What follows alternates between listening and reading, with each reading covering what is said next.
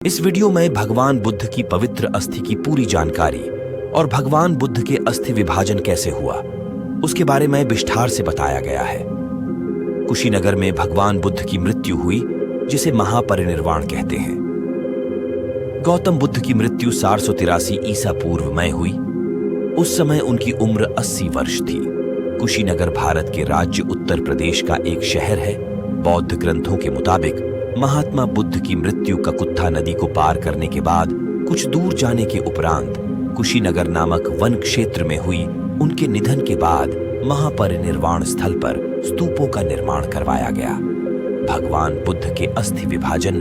भगवान बुद्ध के महापरिनिर्वाण के बाद उनके अनुयायी राजाओं ने अस्थि प्राप्त करने के लिए कुशीनगर के मल्लों से अस्थि प्राप्त करना चाहा।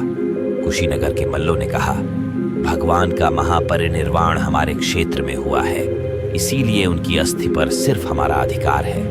हम इस पर स्तूप बनाएंगे। तब लड़ाई झगड़े की नौबत आ गई थी। तब द्रोण नाम का एक ब्राह्मण ने बंटवारे का सुझाव दिया और 8 भागों में अस्थि का विभाजन हुआ। मगध नरेश, अजातशत्रु, वैशाली के लिच्छवी, कपिलवस्तु के शाक्य, अल्लकप के बुलिय, रामग्राम के कोलिय, वेठद्वीप के बम्हण और पावा के मल्लों ने भगवान बुद्ध के अस्थि की पूजा करने के लिए स्तूप का निर्माण करवाया। स्तूप आमतौर पर गुंबद के आकार की संरचना बुद्ध मंदिर के रूप में मानी जाती है। यह नीचे से एक गोलाकार आधार पर एक अर्धगोलाकार गुंबद बना होता है, जिसे हर्षिका कहा जाता था। इसे आमतौर पर एक समाधि स्मारक माना जाता है। भगवान बुद्ध के अवशेष अस्थि पर बने 8 स्तूप number 1 Kushinagar, number 2 Pavagadh, number 3 Vaishali, number 4 Kapilavastu, number 5 Ramagrama, number 6 Allakappa, number 7 Rajgriha और नंबर 8 बेटद्वीप में बने।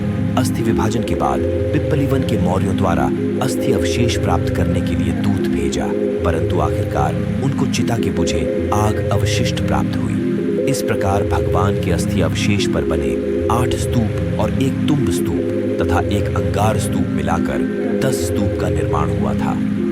बाद में सम्राट अशोक ने 8 स्तूपों में से एक रामग्राम के स्तूप को छोड़कर 7 स्तूपों में से अस्थि निकालकर हजारों स्तूपों का निर्माण किया।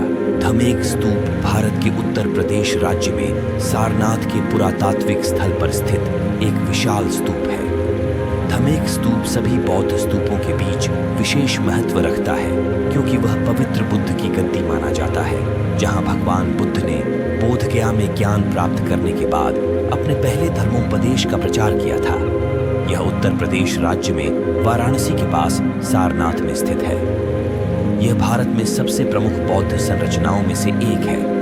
बौद्ध धर्म में 5 तरह के स्तूप का निर्माण हुआ है। नंबर 1 शारीरिक स्तूप, नंबर 2 परिभोगिका स्तूप, नंबर 3 उद्देश्य का स्तूप, नंबर 4 प्रतीकात्मक स्तूप, नंबर 5 मनौती स्तूप। इनमें शारीरिक स्तूप में गौतम बुद्ध और आध्यात्मिक विभूतियों के अवशेषों को सुरक्षित रखा गया है। कपिलवस्तु के स्तूप में से मिले भगवान की अस्थि आज भी नेशनल म्यूजियम दिल्ली में सुरक्षित है और अनेक बौद्ध देशों में अस्थि बौद्ध विहार में सुरक्षित है।